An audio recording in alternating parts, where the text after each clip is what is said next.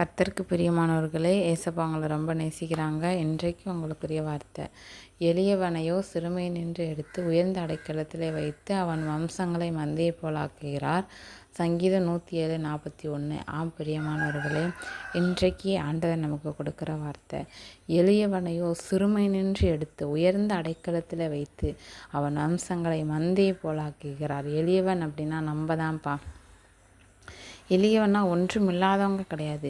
இருதயத்தில் நம்ம எளிமையாக இருக்கணும், அப்படி தானே? என்ன வசதி வாய்ப்பு இருந்தாலும் இருதயத்தில் நம்ம என்ன பண்ணணும் அப்படின்னா எளிமையாக இருக்கணும். இன்னொன்று, நம்மக்கிட்ட ஒன்றுமே, நம்மகிட்ட நல்ல பலன் இருக்கும், திறமை இருக்கும், ஆனாலும் நம்மகிட்ட பணம் இல்லை அப்படின்னு சொல்லிட்டு நம்மளை என்ன பண்ணுவாங்கன்னா சிறுமைப்படுத்துவாங்க. சிறுமை அப்படின்னா நம்மளை அடிமைப்படுத்துவாங்க, அப்படி தானே? நம்மளை ஒதுக்குவாங்க. நம்ம சொந்தக்காரவங்களே, நம்ம கூட பிறந்தவங்களே, நம்ம பெற்ற தாய் தகப்பன் கூட என்ன பண்ணுவாங்க அப்படின்னா ஒதுக்குவாங்க.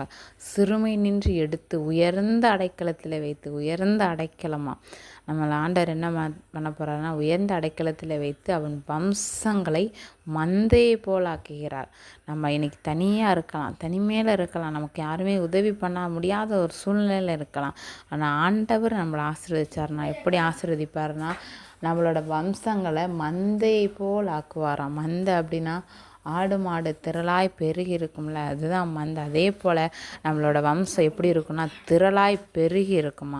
ஸோ நம்ம என்ன செய்யணும் அப்படின்னா நம்ம ஆண்டவர் சமூகத்தில் எப்படி இருக்குன்னா எளிமையாக இருக்கணும். எளிமை அப்படின்னா எல்லளவும் நமக்குள்ளே என்ன இருக்கக்கூடாதுன்னா பெருமை இருக்கக்கூடாது.